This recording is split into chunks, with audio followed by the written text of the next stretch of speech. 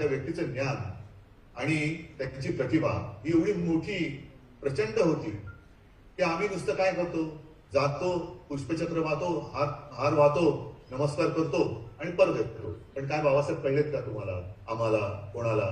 बरं कळले असतील तर ते आपण कधी समजून घेऊन दुसऱ्यांना समजवण्याचा प्रयत्न केला आहे का? मला कळले, बरं ठीक आहे, तुझ्या पुरतं ठीक आहे, पुढे काय, तू काय करतोय? काय नाही, मला बाबासाहेब कळलेच. पण नितीनजी तुम्हाला मी एवढ्यासाठी आणखीन धन्यवाद देतो की तुम्ही बाबासाहेबांचे भक्त आहातच, आम्ही भक्त आहोत. पण भक्त म्हणजे अंधभक्त नाही. हल्ली अंधभक्तांचा एक सुळसुळाट आहे, अंधभक्त नाही. नेमकं भक्त आणि अंधभक्त त्यातला फरक आहे. अंधभक्त म्हणजे काय, नुसता उदो उदो करत सुटायचं.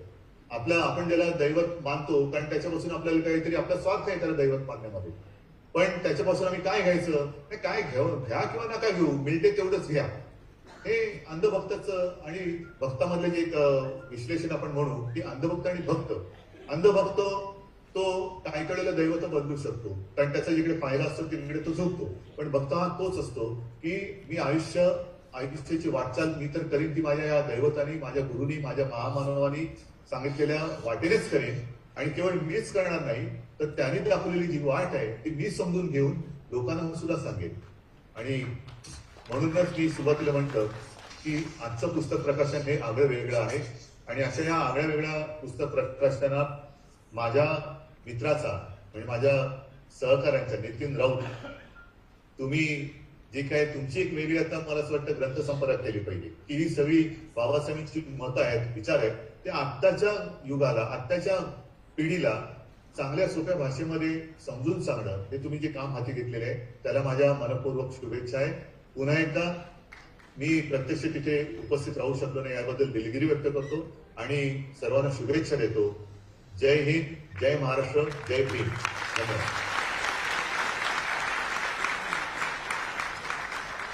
धन्यवाद सर. सुजन हो, सागराला भरती येते आणि आलेली भरती ओहोटूनही जाते. पण डॉक्टर बाबासाहेब आंबेडकर हा जगातला असा महासागर आहे की ज्याला अपूर्व अशी बौद्धिक भरती आली आणि ती कधीही ओहोटून गेली नाही. या सर्जनशील भरतीचं दुनियेनं क्रांती असं वर्णन केलं आणि हिंस्र नरकाच्या जमिनीत ही क्रांती रचना करणाऱ्या बाबासाहेबांना दुनिया क्रांतीनायक म्हणू लागली. या क्रांतीनायकानं देशातील लोकसंख्येची समस्या, देशातील गरिबीचं मुख्य कारण असल्याचं सांगितलं. आज देशात निर्माण झालेला लोकसंख्येचा प्रश्न लोकांना भेडसावत असताना डॉक्टर नितीनजी राऊत साहेबांनी लिहिलेला आंबेडकर लोकसंख्या धोरण समकालीन प्रासंगिकता या संदर्भ मूल्य असणाऱ्या ग्रंथाचं लोकार्पण ही अत्यंत महत्वपूर्ण घटना असल्याचं माननीय मुख्यमंत्री महोदयांनी सांगितलं. तशी या कार्यक्रमामागील भूमिका विशद करण्यासाठी आयोजन समितीचे सदस्य राष्ट्रसंत तुकडोजी महाराज नागपूर विद्यापीठाच्या डॉक्टर बाबासाहेब आंबेडकर विचारधारा विभागाचे भूतपूर्व प्रमुख ज्येष्ठ विचारवंत डॉक्टर प्रदीप आगलावे सरांना आम्ही आमंत्रित करीत आहोत.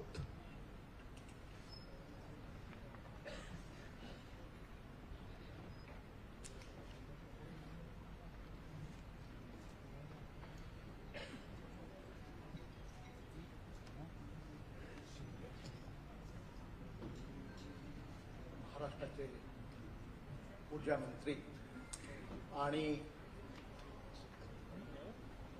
नागपूरचे पालकमंत्री माननीय डॉक्टर नितिन राऊत लिखित doctor Ambedkar on population contemporary relevance या ग्रंथाचा प्रकाश समारंभ या ठिकाणी संपन्न होत आहे. या ग्रंथाचं प्रकाशन नुकतंच महाराष्ट्राचे मुख्यमंत्री आदरणीय उद्धवजी ठाकरे यांच्या हस्ते दूरदृश्य प्रणालीद्वारे झालेला आहे. या कार्यक्रमासाठी प्रमुख अतिथी म्हणून उपस्थित असलेले खासदार माननीय मल्लिकार्जुन खळगे, राज्यसभेचे विरोधी पक्षनेते, विशेष अतिथी म्हणून अमेरिकेतील इंडियाना विद्यापीठातील प्रोफेसर केविन डी ब्राउन, या कार्यक्रमाचे अध्यक्ष आणि विद्यापीठ अनुदान आयोगाचे माजी अध्यक्ष डॉक्टर सुखदेव थोराजी, विशेष म्हणजे या ग्रंथाचे लेखक डॉक्टर नितीन राऊत, या प्रसंगी प्रामुख्याने उपस्थित असलेले के राजू, त्यांचे सहकारी, प्रकाशन समारंभ समितीचे सर्व सदस्य आणि या सभागृहामध्ये उपस्थित असलेल्या सर्व मान्यवर बंधू आणि भगिनींनो, राष्ट्रसंत तुकडोजी महाराज नागपूर विद्यापीठाने 2007 मध्ये डॉक्टर नितीन राऊत यांना डॉक्टर आंबेडकर थॉटमध्ये शिक्षण क्षेत्रातील सर्वोच्च पदवी PhD ही प्रदान केली होती. त्यांच्या PhDच्या संशोधनाचा विषय doctor Ambedkar views on birth control and its relevance in modern India हा होता. एक अत्यंत महत्वाच्या विषयावर त्यांनी संशोधन केले आणि म्हणून या ग्रंथाचं प्रकाशन व्हावं, हा ग्रंथ लोकांपर्यंत जावा अशा प्रकारची इच्छा व्यक्त केली आणि तसं डॉक्टर नितीन राऊत यांना सुचवलं आणि त्यानुसार आज त्यांच्या PhDच्या संशोधनावर आधारित Ambedkar on population policy contemporary relevance या ग्रंथाचं प्रकाशन आपल्या सर्वांच्या उपस्थितीत झालेला आहे. हा एक संशोधनपर ग्रंथ आहे आणि म्हणून या ग्रंथाचं विशेष मूल्य आहे. या ग्रंथाचं प्रकाशन खरं म्हणजे यापूर्वीच व्हायला होतं. या ठिकाणी माननीय मल्लिकार्जुन खड़गे साहब हैं. सर, मैं आपको बताना चाहता हूं कि ये ग्रंथ पहले छप कर तैयार था, लेकिन डॉक्टर नितिन राउत सर की ये इच्छा थी, उनका आग्रह था कि इस किताब का जो प्रकाशन है वो मल्लिकार्जुन खड़गे साहब के प्रमुख उपस्थिति से ही होगा, उसके सिवाय इस पर इसका प्रकाशन नहीं होगा, ऐसी उनकी मनीषा थी. और इसलिए इसके पहले आपसे तो हम लोगों ने कांटेक्ट किया, आपका समय नहीं मिल पाया, लेकिन अभी इसलिए इस ग्रंथ का जो प्रकाशन है उसको विलंब हुआ, क्योंकि उनकी जो मनीषा थी, इच्छा थी और आग्रह था कि खड़गे साहब की उपस्थिति में ही इस ग्रंथ का प्रकाशन होगा. आज आपल्या सर्वांना माहित आहे की या देशामध्ये जी लोकसंख्येची समस्या आहे ती अत्यंत बिकट अशा प्रकारची आहे आणि अलीकडे लोकसंख्येचा स्फोट होतोय का अशा प्रकारची परिस्थिती निर्माण झाली. 1940च्या दशकामध्ये मात्र लोकसंख्येचा प्रश्न नव्हता. त्यावेळी डॉक्टर बाबासाहेब आंबेडकर यांनी इंडिपेंडंट लेबर पार्टीच्या वतीनं जो मॅनिफेस्टो जाहीर केलेला होता, 15 ऑगस्ट 1936 त्यांनी तो मॅनिफेस्टो टाइम्स ऑफ इंडियामध्ये जाहीर केला आणि त्या मॅनिफेस्टोमध्ये त्यांनी एक अत्यंत महत्वाचा विचार मांडला की आज देशामध्ये जे दारिद्र्य आहे, गरिबी आहे, याचं एकमेव कारण म्हणजे लोकसंख्येचा कृषी क्षेत्रात जो प्रभाव आहे हा प्रभाव आहे आणि लोकसंख्येचं प्रेशर आहे हे महत्वाचं आहे. आणि ते म्हणाले की या देशातील गरिबी, दारिद्र्य याचं एकच कारण ते म्हणजे वाढती लोकसंख्या. आणि त्यावेळी म्हणजे बघा बंधूंनो की 10 नोव्हेंबर 1938 मध्ये मुंबईच्या विधानसभेमध्ये ज्यावेळी डॉक्टर बाबासाहेब आंबेडकर हे मुंबईच्या विधानसभेमध्ये विरोधी पक्षनेते होते आणि विरोधी पक्षनेते असताना त्यांनी ते बिल मांडलं लोकसंख्या नियंत्रणाच्या संदर्भात आणि त्या बिलाला प्रचंड विरोध झाला. इतका विरोध झाला की फक्त त्या बिलाच्या बाजूला 11 मतं होते आणि विरोधात 52 मतं पडली आणि ते बिल फेटाळलं गेलं. नंतर आपण बघतो की हा प्रश्न किती बिकट होता, बाबासाहेब दूरदृष्टी यामध्ये दिसून येते. आणि नंतर मात्र भारत सरकारने लोकसंख्येचा जो प्रश्न आहे किती महत्वाचे मानला आणि लोकसंख्या धोरण राबवलं. डॉक्टर नितीन राऊत यांनी या ग्रंथामध्ये अत्यंत महत्वाचा विचार की बाबासाहेबांनी त्यावेळी जो विचार मांडलेला होता तो विचार आज किती प्रासंगिक आहे, महत्वपूर्ण आहे या संदर्भातलं अत्यंत सुंदर विवेचन केलेलं आहे. आणि निष्कर्ष काढला त्यांनी की हा जो ग्रंथ आहे किंवा बाबासाहेबांचा जो विचार आहे हा विचार आजच्या काळामध्ये किती प्रासंगिक आणि महत्वपूर्ण आहे हे त्यांनी सांगितलेलं आहे.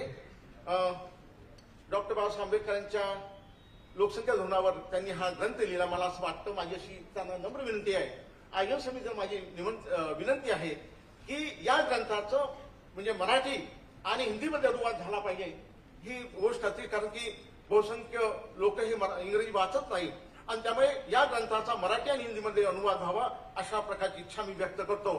आणि हा जो कार्यक्रम या ठिकाणी अत्यंत थाटात संपन्न होत आहे यामागे आमच्या आयोजन समिती सर्व सदस्य यांचं कार्य, त्यांचं अथक परिश्रम हे कारणीभूत आहे. आणि या काही माणसं किंवा चेहरे आपल्याला पडद्यासमोर चेहरे दिसतात पण पडद्याच्या पाठीमागे जे लोक ते दिसत नाहीत, त्यामध्ये पडद्यामागचा एक चेहरा म्हणजे ललित खोबरागडे, ज्यांचं या कार्यक्रमाच्या आयोजन फार मोठं सहकार्य मिळालेलं त्यांचा अथक परिश्रम आहे.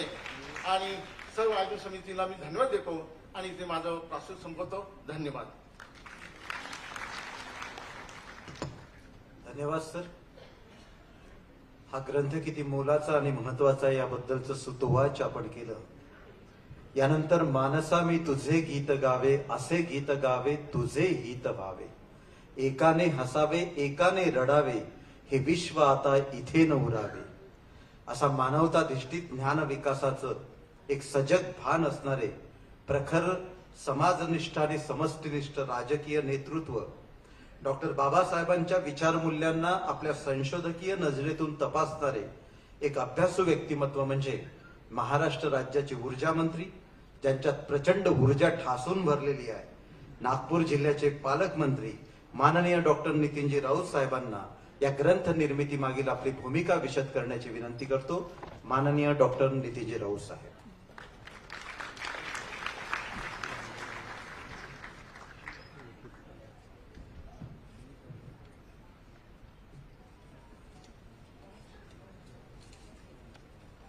सप्रेम जय भीम, नमो बुद्धाय.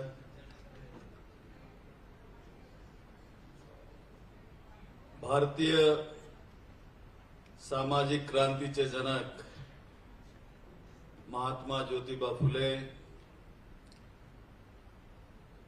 बहुजनांचे महानायक राजश्री शाहू महाराज, भारतीय राज्यघटनेचे शिल्पकार विश्वरत्न प्रज्ञावंत परमपूज्य डॉक्टर बाबासाहेब आंबेडकर, हिंदवी स्वराज्याचे जनक छत्रपती शिवाजी महाराज यांना सर्वप्रथम मी अभिवादन करतो. आजच्या या समारोहाला लाभलेले आणि ज्यांच्या शुभ हस्ते पुस्तकाचं विमोचन झालं ते महाराष्ट्र राज्याचे सन्माननीय मुख्यमंत्री आदरणीय नामदार श्री उद्धवजी बाळासाहेब ठाकरे, ज्यांची कित्येक वर्षापासून पुस्तकाच्या प्रकाशनासाठी मी वाट बघत होतो, ते आज या ठिकाणी उपस्थित झालेले राज्यसभेतील विरोधी पक्ष नेते आणि काँग्रेस पक्षाचे ज्येष्ठ नेते, आंबेडकरी चळवळीतील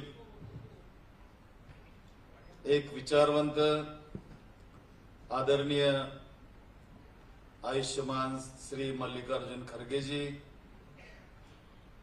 या समारोहाचे सन्माननीय अध्यक्ष आदरणीय डॉक्टर सुखदेव थोरातजी, या समारोहाला विशेष रूपाने लाभलेले इंडियाना विद्यापीठाचे, अमेरिकेतील विद्यापीठाचे professor Kevin De brown, all India Congress कमिटीच्या SC ST OBC and minority विभागाचे राष्ट्रीय समन्वयक आदरणीय श्री के राजूजी, तामिळनाडू विधानसभेतील काँग्रेस पक्षाचे नेते आणि आमदार आदरणीय श्री के सेल्वम पेरुंदगाई, राज्य माहिती आयुक्त सन्मान्य श्री राहुल पांडेजी, नागपूर जिल्ह्याचे माजी पालकमंत्री डॉक्टर सतीश चतुर्वेदीजी, थोर समाजसेवक डॉक्टर गिरीश गांधीजी, माजी खासदार गे वावारीजी, जे संपूर्ण जगामध्ये न्यूरोलॉजिस्ट म्हणून प्रसिद्ध आहेत आणि न्यूरोलॉजिकल सोसायटी ऑफ वर्ल्डचे जे अध्यक्ष आहेत डॉक्टर चंद्रशेखर मेश्राम, नागपूरच्या जिल्हाधिकारी श्रीमती आर विमलाजी, ऍडिशनल कमिशनर श्रीमती माधवी खोडेजी, नागपूर सुधार प्रद्याचे चेअरमन श्री मनोज सूर्यवंशीजी, माजी आमदार अशोक दवडजी, आंबेडकरी चळवळीतील थोर नेते आणि विचारवंत प्राध्यापक रणजित मेश्रामजी, या सभागृहात उपस्थित मान्यवर बंधू भगिनी आणि पत्रकार मित्रांनो, actually the book Ambedkar on Population Policy Contemporary Relevance got printed and was ready for release in 2014. It was my desire that the present book should be released at the hands of Sri Mallikarjun Kharge ji since 2014. But time and again I had been requesting Honorable Sri Mallikarjun Kharge ji to give me a probable date for the book release, and Sri Kharge ji promised me that he would love to do so. So I am very much thankful to Mr. Kharge ji for giving me this opportunity. खरं म्हणजे राज्याचे मुख्यमंत्री यांच्या समक्ष मी बोललो असतो तर मला अत्यंत बरं वाटलं असतं, कारण आजच्या या ग्रंथ प्रकाशन सोहळ्यास ते उपस्थित नव्हते, परंतु दूरदृश्य प्रणालीद्वारे उपस्थित होते. ही माझ्यासाठी महत्वाचं आहे. परंतु मी आपणास सांगू इच्छेन की सन्माननीय मुख्यमंत्री यांचे आजोबा आदरणीय प्रबोधनकार ठाकरे यांचे आणि डॉक्टर बाबासाहेब आंबेडकरांचे अतिशय जवळचे व घनिष्ठ संबंध होते. प्रबोधनाच्या चळवळीत या दोघाही महान नेत्यांनी अनेक लढ्यांचे नेतृत्व सोबत केले व अनेक लढ्यांमध्ये एकमेकांच्या पाठीशी उभे सुद्धा राहिले. प्रबोधनकार आणि बाबासाहेब हे दोघेही तेव्हा दादरमध्ये राहत असत आणि त्यामुळे त्यांच्यात अत्यंत उत्तम असा संवाद होता. दोघांचाही वैचारिक पाया सारखाच होता. महात्मा ज्योतिबा फुलेंना दोघांनी आपले गुरु मानलेले होते. राजश्री शाहू महाराज हे दोघांच्याही पाठीशी आदरपूर्वक आणि ठामपणे उभे होते.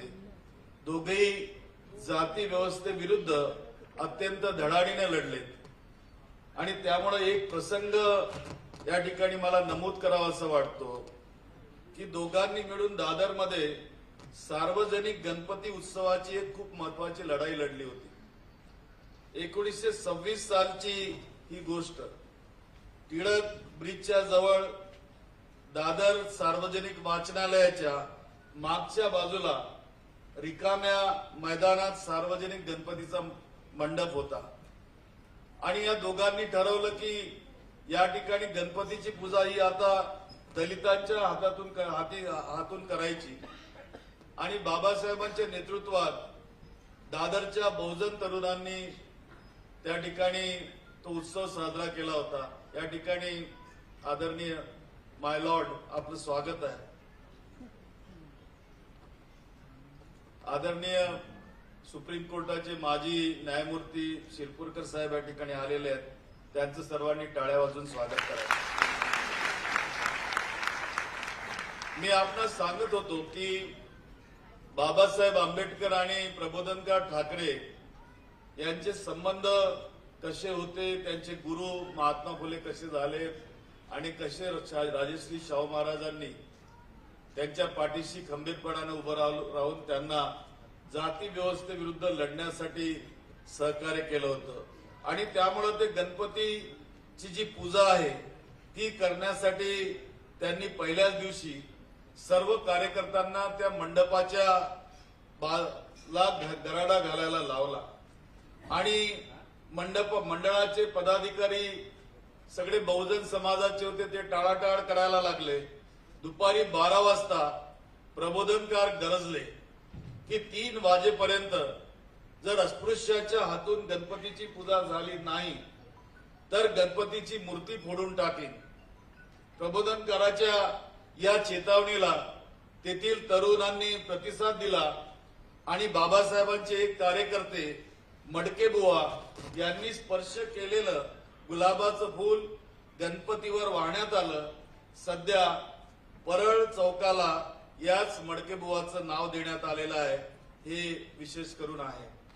एका कार्यक्रमात प्रबोधनकार जनतेला उद्देशून असेही म्हणाले की तुमच्या भाग्याने तुम्हाला डॉक्टर बाबासाहेब आंबेडकरांसारखा तरुण, तुमच्या हाडा रक्ता मांसासारखा पुढारी लाभला असताना तुम्ही आमच्या सारख्यांच्या मागे का लागावे? अहो, मेंढ्यांचा पुढारी दाढीवाला बोकड असावा, लांडगा चालेल का, असे त्यांचे शब्द होते. आंबेडकरच तुमचं कल्याण करणार, बाकीचे आम्ही सारे बाजूला पोहणारे, अशा शब्दात प्रबोधनकारांनी डॉक्टर आंबेडकरांच्या नेतृत्वाचा गौरव केला होता. बाबासाहेबांच्या पाठीशी उभे राहणारे प्रबोधनकार ठाकरे यांचे नातू आज महाराष्ट्र राज्याचं नेतृत्व करीत आहे आणि बाबासाहेबांच्या दुर्लक्षित योगदानाची माहिती देणारं हे पुस्तक या प्रकारात प्रकाशन समारंभात ते उपस्थित सुद्धा होते. हा प्रबोधनकार आणि आंबेडकर यांच्या वारसांचा गौरव म्हटला तर वावगं ठरणार नाही असं मला या ठिकाणी नमूद करावं असं वाटतं. माझ्या पीएचडीच्या निमित्तानं मी बाबासाहेबांच्या धोरणात्मक योगदानाची माहिती अनेक ठिकाणी शोधत होतो. तेव्हा बाबासाहेबांनी भारताला एक समग्र लोकसंख्या धोरण दिले आहे हे माझ्या लक्षात आले. अकॅडमिक वर्तुळात याच्याबद्दल फारसं कोणी बोलत नव्हतं, तरी हे धोरण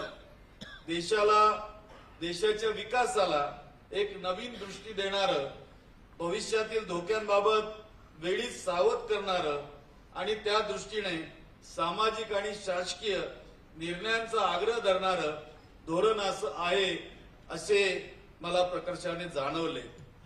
पुढे माझा प्रबंध पूर्ण करताना मी या धोरणाचा सखोल अभ्यास केला आणि लोकसंख्येच्या प्रश्नाकडे बघण्याची बाबासाहेबांची दृष्टी किती व्यापक होती हे माझ्या त्यावेळेला लक्षात आले. डॉक्टर बाबासाहेब आंबेडकरांनी 1936 साली स्वतंत्र मजदूर पक्षाची स्थापना केली. डॉक्टर आगलावे साहेबांनी याचं थोडक्यात वर्णन या ठिकाणी केलेलं आहे.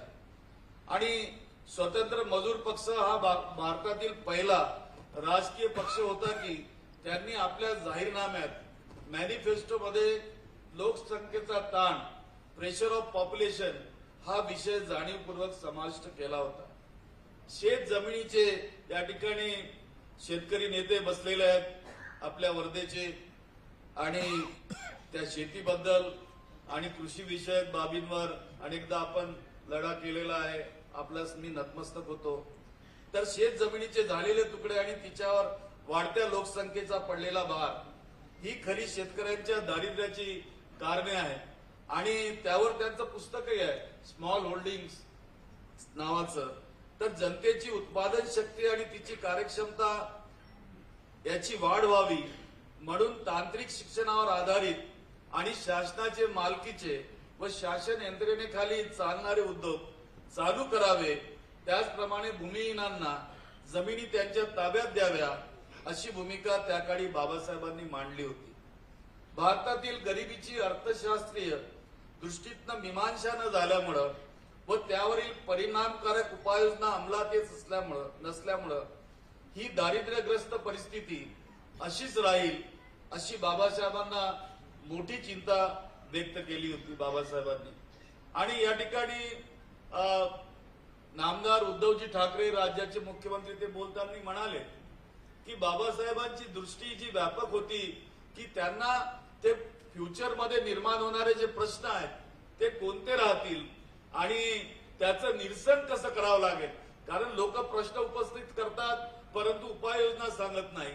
परंतु बाबासाहेब एक असं व्यक्तिमत्व होतं की ज्यांनी प्रश्नही सांगितला त्याची उपाययोजनाही सांगितली आणि त्यामुळं बाबासाहेब म्हणतात, I quote, I have no hesitation in saying I do not suppose there is anybody in this house who would quarrel with me, fight with me if I state it that we are all a nation of beggars and coolies. That is the description which one can give of all this mass of people. Therefore, no government worthy of its name can sit silent and take no account of this grave problem. Unquote. लोकसंख्येच्या अनप्रमाणबद्धतेमुळे जीवनातील बऱ्याच अनिष्ट प्रवृत्तींना सामोरं जावं लागते. देशातील बेरोजगारी, बेकारी याची मूळ लोकसंख्या वृद्धीतच आहे. त्यावर प्रतिबंधक उपाय म्हणून डॉक्टर बाबासाहेब आंबेडकरांनी कुटुंब नियोजनाचा पुरस्कार करण्याचे आवाहन केले आणि त्यांनी तयार केलेले हे संतती नियमनाचे विधेयक त्यांच्या पक्षाचे तत्कालीन आमदार पीजे रोहम यांच्या करवी दिनांक 10 नोव्हेंबर 1938 ला विधानसभेत मांडले गेले. महाराष्ट्र राज्यात तेव्हा बॉम्बे प्रॉव्हिन्स त्याला म्हणायचं, त्यात मांडले गेले. परंतु तत्कालीन राजकीय पक्षांनी, मला वाटतं मोरारजी देसाई त्यावेळेला मुख्यमंत्री होते राज्याचे, आणि राजकीय पक्षांनी लोकसंख्या वाढीच्या प्रश्नांकडे अत्यंत संकुचित दृष्टिकोनातून पाहिलं होतं आणि केवळ धर्माधिष्ठित भावनेशी निगडीत राहून तीव्र विरोध केला. त्यामुळे डॉक्टर आंबेडकरांनी मांडलेलं हे कुटुंब नियोजनाच्या भविष्याचं वेध घेणारे क्रांतिकारी बिल विधानसभेत 11 विरुद्ध 52 मतांनी फेटाळले गेले. अशा या क्रांतिकारी बिलाची वाईट पद्धतीनं सांगता झाली. परंतु मी धन्यवाद देईन तत्कालीन पंतप्रधान श्रीमती इंदिरा गांधी यांना की त्यांनी देशात जेव्हा आणीबाणी आणली त्यावेळेला पहिल्यांदा या देशामध्ये हा प्रश्न त्यांनी हाती घेतला आणि कुटुंब नियोजनावर काम केलं आणि मोठ्या प्रमाणामध्ये गरीब समाजाच्या लोकांनी त्यांचं कौतुक केलं आणि त्याचा लाभ उचलण्याचं काम केलेलं आहे. आणि त्यामुळं बाबासाहेबांनी हा दृष्टिकोन केवळ लोकसंख्येच्या अनिर्बंध वाढीवर जर नियंत्रण आणायचे असेल म्हणून तो वैज्ञानिक आहे, पद्धतीचा आहे किंवा त्याला वैज्ञानिक पद्धतीनं कुटुंब नियोजन करावे हा आग्रह धरला. आणि दोनच नेते तेव्हा देशात होते, एक डॉक्टर बाबासाहेब आंबेडकर आणि दुसरे पंडित जवाहरलाल नेहरू. या दोघांनी भारत घडविण्यासाठी ज्या उपाययोजना केल्या त्या अतिशय महत्वाच्या आहेत. अनेक लोकांना माहीत सुद्धा नाही अशा गोष्टी या ठिकाणी या दोघांनी घडविलेल्या आहेत. एक बाब माझ्या निदर्शनास आली की बाबासाहेब जेव्हा व्हायसरॉय गव्हर्नमेंट मध्ये होते तेव्हा त्यांच्याकडे एज्युकेशन मिनिस्ट्री सुद्धा होती आणि ती एज्युकेशन मिनिस्ट्री असताना जेव्हा बनारस हिंदू विद्यापीठ तयार झालं आणि अलीगड मुस्लिम विद्यापीठ तयार झालं त्या ठिकाणची जी मोठी लायब्ररी तयार करण्यात आली त्याचं उद्घाटन बाबासाहेबांच्या शुभ हस्ते झालेलं. अनेक लोकांना याची कल्पना नाही की अशा प्रकारचं हे अफलातून व्यक्तिमत्व बाबासाहेबांनी यावरती जो लढा दिला, ज्या सुचविल्या होत्या सूचना 1938च्या त्यांच्या त्या संतती नियमन धोरणामध्ये त्या श्रीमती गांधी यांनी 20 सूत्री कार्यक्रमात राबवून या देशाला त्या कार्यक्रमाच्या निमित्त एक आगळं वेगळं रूप या ठिकाणी मिळवून दिलेलं आहे. त्यामुळे त्यांचंही या ठिकाणी कौतुक करणं अत्यंत महत्वाचं आहे. भारतीय शास्त्रज्ञ डॉक्टर जयंत नारळीकर म्हणतात, जर लोकसंख्या याच प्रमाणात जवळच्या 1-2 शतकापर्यंत वाढत गेली तर या सृष्टीत असलेला प्राणवायू प्रत्येक माणसास केवळ एकदाच श्वासोश्वास पुरेल. जगात सर्वप्रथम लोकसंख्येचा प्रश्न थॉमस रॉबर्ट माल्थस, ज्याला माल्थसचं समीकरण आपण म्हणतो, सिद्धांत म्हणतो, यांनी चर्चेला घेतला व त्यावर सिद्धांताची उभारणी केली.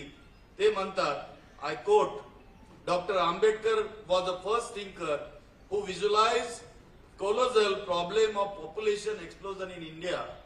He was probably the only statesman in India who strongly advocated the cause of birth control. Somewhere it is stated that a country means not merely its earth, but a country means its people. Unquote. 2013 सालच्या national sample survey ऑर्गनायझेशनच्या अहवालातून हे स्पष्ट झाले आहे की देशातील 91% शेतकरी हे आता अत्यल्प भूधारक या श्रेणीत येत असून त्यांच्यासाठी शेती करणे परवडणारे नाही.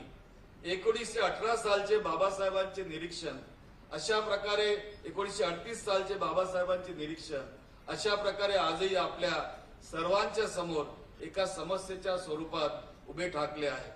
1950च्या काळात जेव्हा 1 लाख मुलांचा जन्म होता तेव्हा देशात 1000 मातांचा प्रसूती दरम्यान व पश्चात मृत्यू होत होता.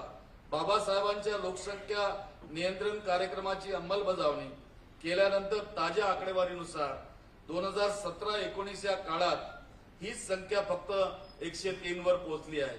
म्हणजेच एका अर्थाने देशातील लाखो महिलांचे मातांचे जीवन बाबासाहेबांनी लोकसंख्या नियंत्रणाबाबत घेतलेल्या भूमिकेमुळे वाचले आहे. संयुक्त राष्ट्र संघटनेच्या सर्वेक्षणानुसार भारतात ज्या वेगानं लोकसंख्या वाढते ती पाहता भारताची लोकसंख्या ही 2050 मध्ये चीनपेक्षा अधिक होण्याची शक्यता आहे. संघ परिवार जसे मुस्लिमांना लक्ष करण्यासाठी या विषयावर भूमिका घेते तसे न घेता सर्वकष विचार करण्याची गरज आहे. कोण आहे, काय आहे, त्याचा धर्म काय, त्याची जात काय हा विचार न करता आपण कोणत्या देशाचे नागरिक आहोत आणि आपल्या देशाच्या नागरिकाला कशा प्रकारे सन्मान प्राप्त व्हावा याचा विचार करून जर आपण संघ परिवाराशी संबंधित काही मनुवादी जातीवादी घटक जेव्हा हिंदूंनी 5 किंवा 10 मुलं जन्माला घालावी असं आवाहन करतात तेव्हा प्रतिगामी मानसिकतेमध्ये काही सुधारणा झालेली नाही हे आपल्या लक्षात येते. त्यामुळे या संबंधी सुद्धा विचार करण्याची गरज आहे. मी सन्माननीय मुख्यमंत्र्यांना काही विनंती करणार होतो परंतु आपल्या वतीने मी त्यांना सांगणार आहे की त्यांनी या विषयावरती काम करण्यासाठी त्याची गरज आहे. आपल्या आरोग्य यंत्रणा व इतर यंत्रणांना निर्देश देण्याची गरज आहे. बाबासाहेब आंबेडकरांची 131वी जयंती आपण नुकतीच साजरी केली आणि पुढील 132वी जयंती साजरी करताना महाविकास आघाडी सरकारने दरवर्षी बाबासाहेबांनी सुचविलेल्या उपाययोजनांची निवड करून त्या विषयाला केंद्रस्थानी ठेवून वर्षभर कार्यक्रम राबवले जावेत अशी सूचना मी त्यांना करणार. याशिवाय अल्प उत्पन्न गटातील दारिद्र्य रेषेखालील कुटुंबांनी एका अपत्यापर्यंत आपले कुटुंब सीमित ठेवल्यास त्यांना मिळणाऱ्या शासकीय मदतीत व लाभांमध्ये वाढ करण्याचा व त्यांना एक रकमी प्रोत्साहनपर बक्षीस म्हणून काही रक्कम देण्याचा विचारही शासनाने करावा असं सुद्धा त्या ठिकाणी मांडण्याचं मी काम करेल जेणेकरून दारिद्र्य रेषेखालील अशा कुटुंबांना आरोग्य विम्याचे कवच सरकारतर्फे पुरवल्या जाईल. बाबासाहेबांनी अशा प्रकारे लोकसंख्या नियंत्रणाचा विचार मांडण्याला 84 वर्ष पूर्ण होत आहेत आणि त्यांची आठवण म्हणून हे वर्ष लोकसंख्या नियंत्रण वर्ष म्हणून घोषित केलं तरी वावगं ठरणार नाही. ही सुद्धा विनंती मी आपल्या वतीने आदरणीय मुख्यमंत्र्यांना करणार. Friends, I am so much thankful to you that you are present here at this occasion and blessing me for this book. Even I am very much thankful to the organizing committee of this book release ceremony, Dr. Pradeep Aglave, Dr. Shankar Khobragade, Dr. Anil Hirekan, Sri Shivdas Vaseji, all are stalwarts here. One of my elder brother Ranjit Meshramji also sitting here.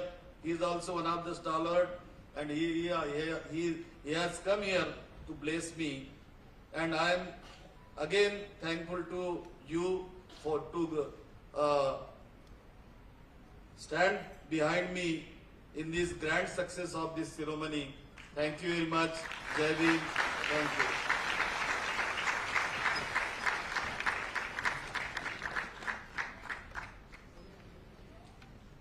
धन्यवाद sir. आपल्या देशातील अनेक समस्यांचं मूळ असलेल्या लोकसंख्या वाढीवर नियंत्रण ठेवणं ही काळाची गरज असल्याचं मार्मिक प्रतिपादन आदरणीय डॉक्टर नितीन राऊत साहेबांनी केलं. मनपूर्वक धन्यवाद.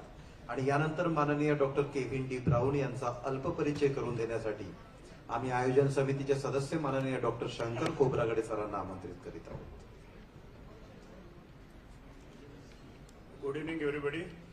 I'm very much thankful to Dr. Nitin Raut for giving me this opportunity to introduce this very big personality.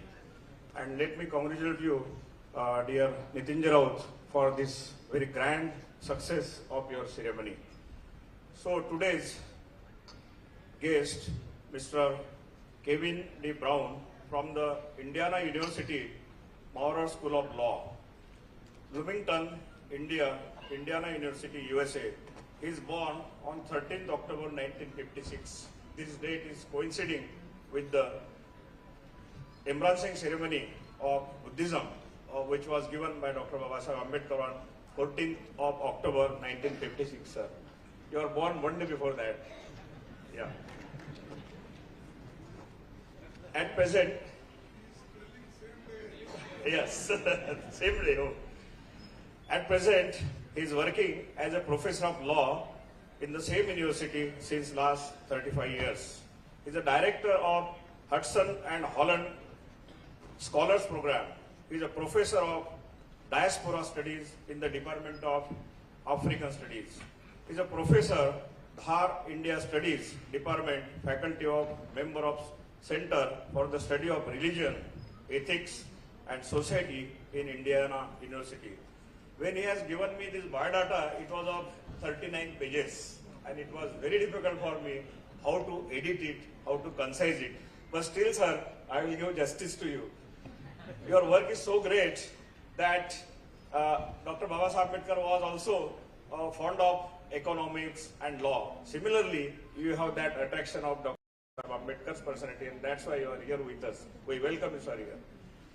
He is a professor in the Department of Law in University of Illinois University, and he is professor in so many countries in China, UK, Texas.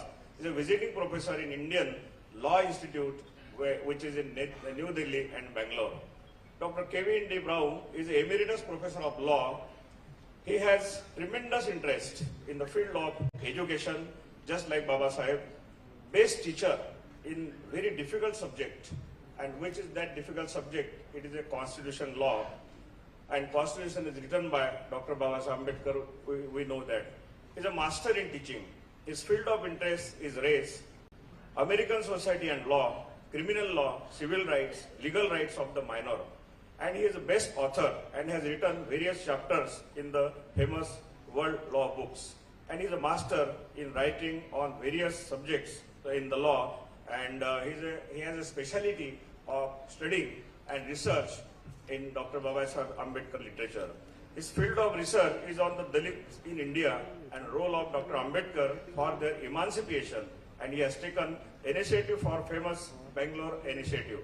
He has written very famous world book that is called as Modern Personal Law in India, and is a great social activist, very good visionary and a great reformer like Mahatma Phule.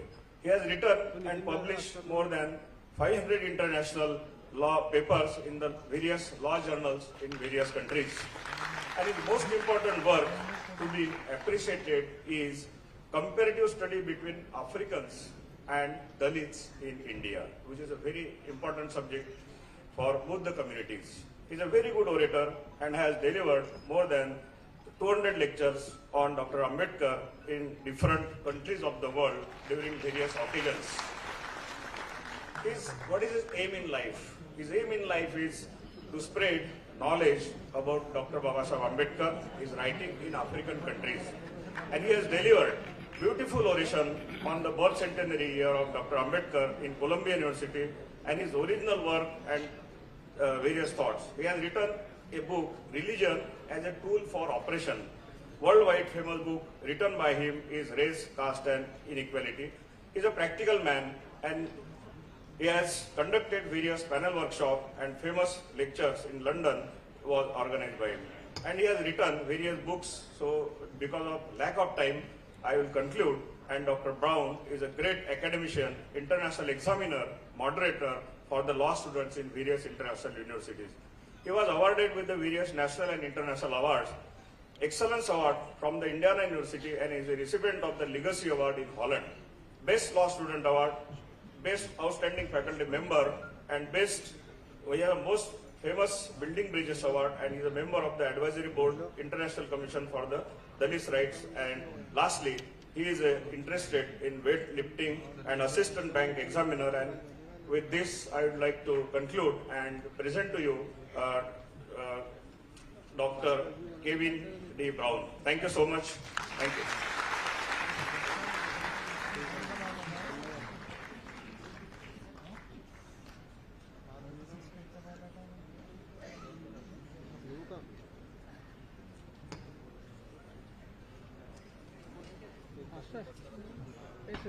Thank you very much for that introduction. I think the next time I need to give a short bio for you to deliver. I want to start by bringing greetings from the African American community. The relationship between the African American community and the Indian caste system actually goes back almost 200 years. As early as the 1830s, abolitionists in the United States would compare the African American situation with the Indian caste system. This comparison would continue on until the 1850s and 1860s of our U.S. Civil War. At the end of our Civil War, the United States adopted its first anti-discrimination measure. Congress, in adopting that measure, consistently referred to the desire to prevent the creation of a caste system in the United States that was similar to what existed in India. Indeed, that same Congress in 1866 would add to our Constitution our 14th Amendment. The 14th Amendment to the United States Constitution is, without question, the most powerful amendment in our entire Constitution. Once again, Congress members debating that amendment specifically said the purpose of the amendment was to prevent the creation of a caste system in the United States similar to the one that existed here in India. Indeed, by the end of the 19th century, it was common to compare the African American condition to that of the Indian caste system. And even today, our #1 civil rights organization of all time, the National Association for the Advancement of Colored People, the NAACP, in the fourth of its principal objectives, noted that its objective was to prevent the creation of caste in the U.S. Even today, black scholars, when we talk about inequality in the U.S., we draw upon the analogy of the Indian caste system. So this is all to say that the relationship between my people and Dalits actually goes back over 200 years. So it's sort of in that regard that I want to bring congratulations to Dr. Raut for his book, From the African American Community. For me personally, you've heard a number of the things that I have done. I've spoken on various occasions at celebrations for Dr. Ambedkar in Mumbai, in New Delhi, in London, at Columbia University, in Japan, in China. But this is the first time I've ever visited Nagpur. And I had the opportunity to deliver a lecture, once again sponsored by Dr. Raut, yesterday at Nagpur University. So I want to bring personal thanks to him for giving me this opportunity to come to Nagpur. Because it is true that if you adjust for the time period between the time I was born in Indianapolis, Indiana, and the time that existed here in Nagpur, I actually was born on the very day in which the conversion of 500,000 Dalits to Buddhism occurred. So this morning for me, I had the opportunity to go to Dikshit Bhumi in order to pay my respects to that place that is sort of my spiritual home. For Dr. Raut's book, I found this to be an excellent book talking about a very critical issue with respect to population control in India. And once again, what Dr. Raut pointed to in this book is how far ahead of his time Dr. Ambedkar was in his thinking about the problems of India. This is a very important book that is very well researched, and I learned a tremendous amount from it. So once again, I want to congratulate Dr. Raut on this book.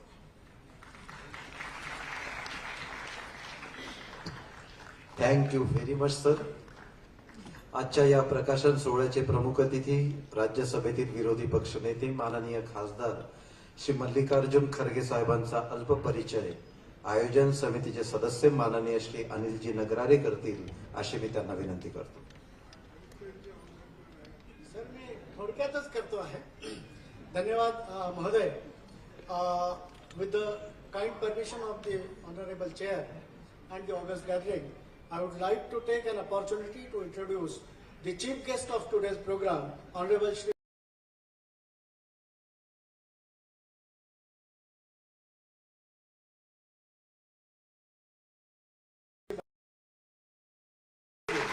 is a great leader, and moreover, he is a staunch Ambedkarite known all over India to everybody. आदरणीय श्री मल्लिकार्जुन खरगे जी हे कर्नाटक राज्यातील काँग्रेस पक्षाचे निष्ठावंत व ज्येष्ठ नेते आहेत. विद्यार्थी दशेपासूनच ते राजकारणात सक्रिय झाले. काँग्रेसच्या सरचिटणीस व उपाध्यक्ष त्यांनी भूषवले. गुलबर्गा मतदारसंघातून तब्बल 9 वेळा विधानसभेवर ते निवडून गेलेले आहेत आणि 45 वर्षाच्या काळामध्ये 37 वर्ष ते कर्नाटक विधानसभेचं त्यांनी प्रतिनिधित्व केलेलं आहे गुलबर्गा मतदारसंघाचं. कर्नाटकचे ते तब्बल 16 वर्ष कॅबिनेट मिनिस्टर म्हणून त्यांनी काढलेले आहेत. एक टर्म त्यांची राज्यमंत्री म्हणून सुद्धा होती आणि कंटिन्युअस 2दा ते कर्नाटक विधानसभेचे विरोधी पक्षनेते सुद्धा राहिलेले आहेत. कर्नाटक प्रदेश काँग्रेस पक्षाचे ते अध्यक्ष राहिलेले आहेत. केंद्रीय पॉलिटिक्समध्ये राजकारणामध्ये आल्यानंतर केंद्रीय श्रम व रोजगार मंत्री तसेच रेल्वे व सामाजिक न्याय मंत्री पदाचा कार्यभारही त्यांनी अत्यंत समर्थपणे सांभाळण्याचं काम केलेलं आहे. लोकसभेतील काँग्रेस संसदीय पक्षाचे ते नेते होते आणि आता राज्यसभेतील विरोधी पक्षनेते म्हणून देशाच्या राजकारणात महत्वपूर्ण भूमिका ते बजावत आहेत. आपण सगळ्यांनी यापूर्वीच्या त्यांच्या रेझिममध्ये पाहिलेलं असेल की या देशाच्या सरकारला राज्यसभेच्या on the floor of the house of Rajya Sabha upper house त्यांनी या सरकारला ज्या प्रकारे सळो की पळो करून ठेवलेलं होतं त्यांची भूमिका अत्यंत महत्वाची या राज्यसभेच्या फ्लोअर ऑफ द हाऊसवर होती. मी मल्लिकार्जुन खरगे साहेबांना विश्वरत्न डॉक्टर बाबासाहेब आंबेडकरांचे सच्चे अनुयायी असून ते आंबेडकरी विचारांचे पाईक आहेत यात दुमत नाही. कर्नाटकातील सामाजिक शैक्षणिक व दलित चळवळीत त्यांचे अग्रणी योगदान आहे. श्री मल्लिकार्जुन खरगेजी यांच्या कार्यकर्तृत्वामुळे बंगळूर येथे सिद्धार्थ एज्युकेशन सोसायटीच्या माध्यमातून doctor Babasaheb Ambedkar medical college व इन्स्टिट्यूट ऑफ टेक्नॉलॉजी या मोठ्या संस्था त्यांनी उभ्या केलेल्या आहेत. आंबेडकरी साहित्याचे ते गाढे अभ्यासक आहेत. दलित शोषित वंचित वर्गाला न्याय देण्यासाठी आपले संपूर्ण आयुष्य वेचणारे श्री मल्लिकार्जुन खरगेजी या समारंभाला विशेष अतिथी म्हणून आम्हाला लाभले ही आपल्यासाठी अत्यंत आनंदाची आणि गौरवाची बाब आहे. प्रचंड टाळ्यांच्या गजरामध्ये आपण मी आपल्या सगळ्यांच्या वतीनं त्यांना आमंत्रित करतो. प्लीज.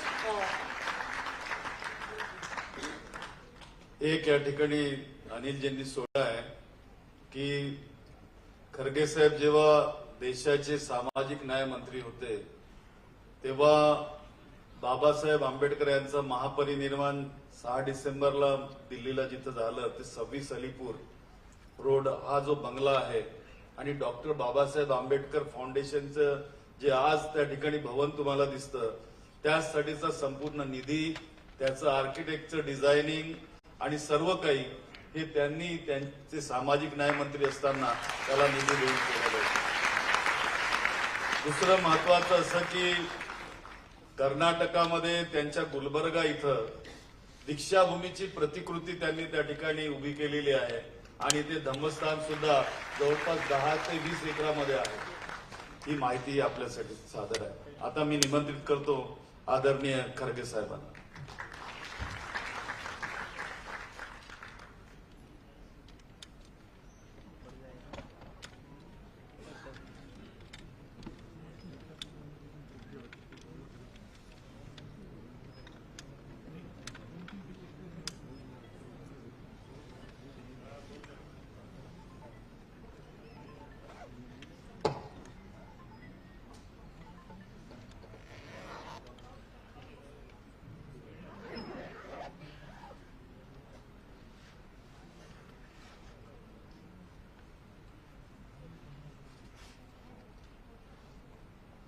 आज के इस मंच पे पधारे हुए doctor Kevin De brown, professor, Indian university USA, और आज के इस जो किताब का अनावरण हुआ, मुख्यमंत्री जी के शुभ हस्त से